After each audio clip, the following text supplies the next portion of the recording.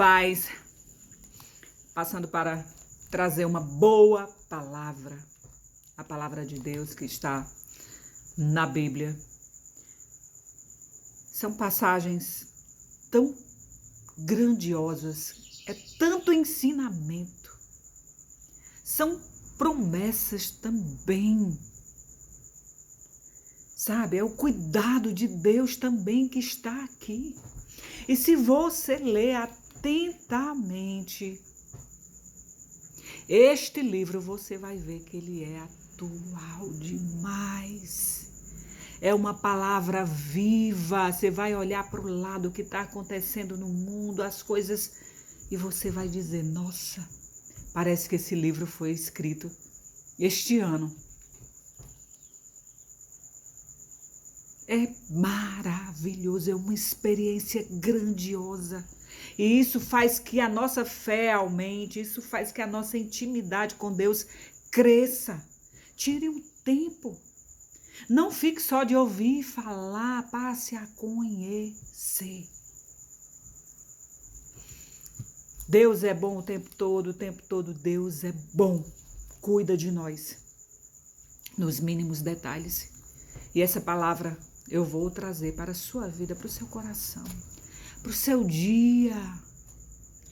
Sabe, receba, escute, se alimente, utilize essa palavra. Em algum momento você vai precisar. Está aqui em Lucas, no capítulo 23, a partir do versículo 13, Jesus outra vez perante Pilatos. Presta bem atenção. Então, reunindo Pilatos, os príncipes, sacerdotes e autoridades e o povo, disse-lhes: apresentastes-me este homem como agitador do povo, mas tendo-o interrogado na vossa presença, nada verifiquei contra ele dos crimes de que o acusais. Já pensou? O povo lá embaixo, aquele povo, tinha ali muitas pessoas que receberam milagres, que presenciaram milagres, que foram, sabe, para aqueles momentos de ensinamento em que Jesus pregava a palavra, falava sobre o céu, perdoava os seus inimigos, mostrava como deveria ser. Mas eles estavam ali o acusando. E Pilatos continuou. Nem tampouco Herodes, pois nulo tornou a enviar. Porque antes ele tinha ido para Herodes. Pilatos mandou para Herodes e Herodes mandou novamente. E sabe quando ele estava na presença de Herodes, o que aconteceu? Jesus ficou o tempo todo em silêncio. Não disse uma só palavra. Outro ensinamento para a gente. Quando alguém vem nos acusar, sabe? Aí a gente salta logo com pedras na mão, vai para cima mesmo e diz, eu... Já pensou se nós estivéssemos no lugar de Jesus? Eu só fiz o bem, eu curei, A gente começa logo a se justificar. Jesus ficou em silêncio, porque ele sabia que em tudo há um propósito e para tudo há um tempo determinado embaixo do céu. E as coisas têm que se cumprir quando vem de Deus. Sabe, eu admiro demais Jesus. Eu amo, eu tenho aquela admiração tão grande. Como eu queria me aproximar um tiquezinho assim desse ser tão celestial, sabe? E continua aqui dizendo: quando ele retornou a enviá-lo, né? E ficou claro que nada contra ele se verificou digno de morte. Portanto, após castigá-lo, eu soltarei, disse Pilatos.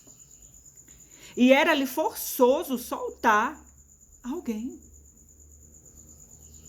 Naquela ocasião de tempos de festas ali. Mas toda a multidão, porém, gritava: fora com este, solta-nos Barrabás. Aí a gente espera que as pessoas, porque a gente ajudou, que a gente fez o bem, elas vão estar ali. Não, vai ter alguns que vão ficar contra você e você vai se decepcionar. O seu coração vai ficar dilacerado. Você vai dizer: meu Deus, eu ajudei tanto essa pessoa e hoje ela está querendo o meu mal. Eita! Que coisa, né? E Barrabás estava ali no cárcere, diz a palavra, por causa de uma sedição na cidade e também por homicídio.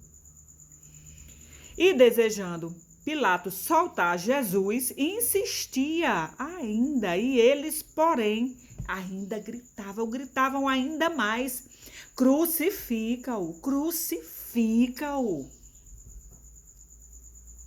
Que palavra! Isso chega a bater assim em nós, dói no meu coração, imaginar aquilo tudo ali, Jesus perante aquela multidão, que ele só fez o bem. E que sabia o que iria acontecer com ele ali, para salvar cada um que estivesse ali, que ele tinha o poder de acabar com aquilo tudo ali, dizer: não vou passar por isso aqui não, que esse povo não merece não. Não. Ele ficou calado vendo aquela multidão. E Barrabás, eu acho que ele olhava ali e dizia: eita, tá vendo aí? Fez o bem, eu fiz tanta coisa e o povo tá, ó. E não é assim ainda hoje, né? Você vê, às vezes até nos canais mesmo de televisão, você vê aí nas redes sociais, o pessoal crucificando uma pessoa que não merece. E exaltando uma pessoa que você sabe que é uma podridão ali. Que há tudo de errado na vida daquela pessoa. Então, pela terceira vez, Pilatos perguntou: que mal fez este? De fato, eu nada achei contra ele. Como é que eu vou condená-lo à morte? Portanto, depois de castigar, eu vou soltá-lo. Olha quantas vezes ele ficou dizendo: eu não achei não. Eu vou só castigar ele, dar aqui uma peia bem grande, uma surra bem grande, para satisfazer vocês que estão aí embaixo, mesmo sabendo que ele é adolescente, que ele é inocente. Vocês querem que eu faça isso? Pois eu vou castigar ele aqui na presença de vocês. Mas depois eu vou soltar, eu não vou condenar ele à morte, porque não tem nada contra ele.